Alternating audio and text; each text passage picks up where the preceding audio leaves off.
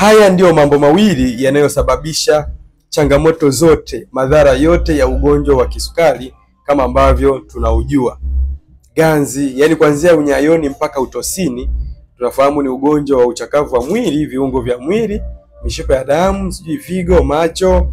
Madhara yote tunayojua huwa yanabebwa na hivi vitu viwili ambavyo nitakutajia hapa, na ukinielewa vizuri itakuwa rahisi wewe kuchukua hatua ambazo zitakufanya yasiendelee kukusumbua, lakini pia kudhibiti ugonjwa. Naam, naitwa Sam Nature. Mimi ninasaidia wagonjwa wa kisukari kuweza kuondokana na tatizo lao kwa njia asilia. Na leo kama ambavyo nimedokeza hapo, nitazungumzia mambo mawili ambayo ndiyo mama wa madhara yote ya ugonjwa wa kisukari. Ugonjwa wa kisukari ndio unaleta haya mambo, lakini haya mambo ndio yanakuja kuharibu afya ya mgonjwa husika. Namba moja ni hii hapo, linaitwa sugar toxicity. Tukisema sugar toxicity tunamaanisha ni msongo wa sumu unaosababishwa na sukari. Kwa vile mwili wako umepoteza uwezo wa kutumia hiyo sukari na pamekuwa na mlundikano mkubwa wa sukari kwenye damu, hiyo sukari kwako wewe ni sumu. Yaani hiyo sukari kwako ni nini? Ni sumu. Sasa kama seli haziwezi kuitumia hiyo sukari, unajua sukari inayohitajika kwenye mwili wako inahitajika sukari kidogo. Sasa na haitaki kubaki kwenye damu, ina overflow bila matumizi yoyote. Sasa unakuta sukari yako iko juu, ina maana inaufanya mwili wako kuwa katika msongo wa sumu.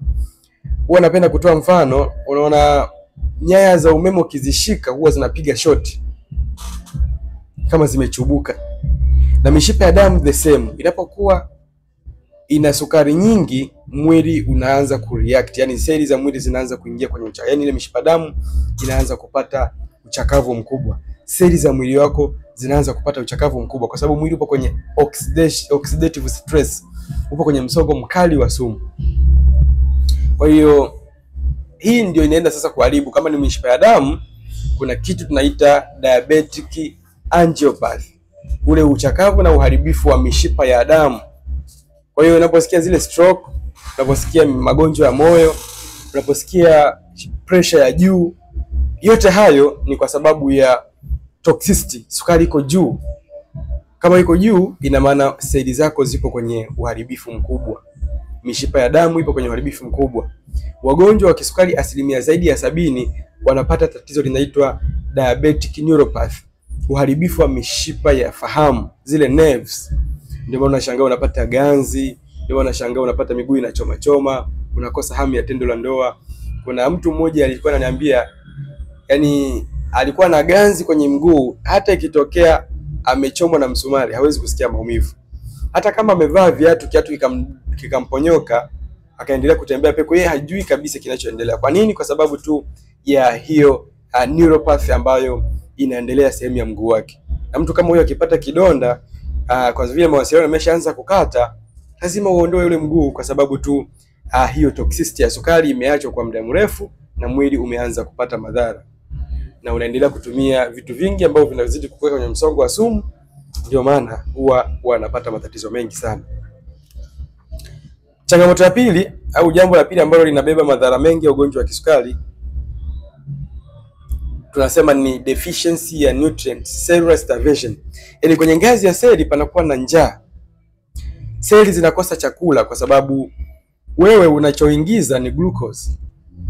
Na seli za mwili wako haziwezi kutumia glucose. Kwa hiyo glucose unayoingia inaenda kubaki kwenye damu. Na kwa sababu inabaki kwenye damu, seli za mwili bado zinadai. Wewe ni shahidi, wagonjwa wa kisukari, kama wewe ni mgonjwa wa kisukari utakuwa na shahidi kwamba unapataga njaa kali sana.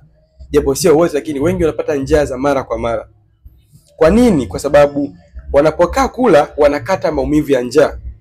Tunasema hunger pain. Huwa kuna homoni fulani ambazo zinaratibu wewe kupata njaa na kushiba. Kwa hiyo unaweza kuzizima kwa kula, zikashuka ukaonekana uko vizuri. Lakini baada ya muda, kwa vile seli hazikupokea chakula kwenye lishe uliyokula, unapata njaa kali. Mtaalamu wako anakuambia kula mara kwa mara. Mgonjwa wa kisukari utaki kukaa na njaa muda mrefu, sukari itashuka. Okay? Lakini sasa ni hatari sana, kwa sababu unapokuwa unakula mara kwa mara unazidi kuchokoza kongosho lako kutema insulini. Insulini ikiwa iko juu ndio unazidi kukomaza ugonjwa. Ile upinzani ndio unazidi kuwa sugu zaidi. Kwa hiyo panakuwa na cellular starvation. Ndio maana unapata njaa za mara kwa mara, ndio maana unapata maambukizi, yani kinga ya mwili inashuka, unaanza kupata maambukizi kwa urahisi. Fungus, UTI hasa kwa kina mama. Na hata kwa mwanaume unapata homa kidogo yani kidogo tu, yani wewe unapata yani homa zikupiti, kwa sababu kinga za mwili pia huwa zinashuka.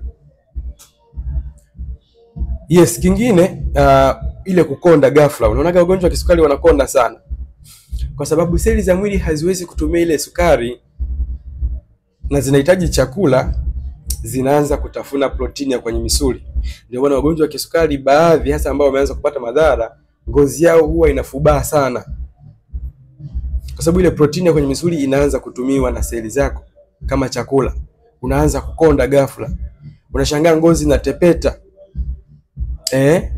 Unaanza kujiona yani mzee kabla ya umri wako, unaanza kuona kabisa mbona ngozi yangu imefubaa sana, kwa sababu ya huo ukosefu wa nutrients. Seli za mwili zinaanza kutafuta mbadala, pamoja na wewe kuendelea kupata madhara zaidi. Kwa hiyo hizo ndio mambo ambayo yanasababisha athari nyingi za ugonjwa wa kisukari, lakini pia namna ya kuweza kuepukana navyo. Fuata program ambazo nimekuwa nikifundisha ili uweze kusaidia mwili wako.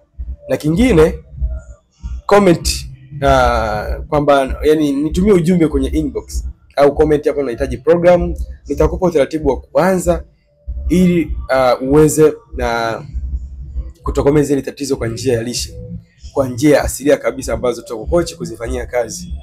Na mimi nimejifunza, na kama umefaidika na somo hili, acha comment hapa nami niweze kupata maoni yako.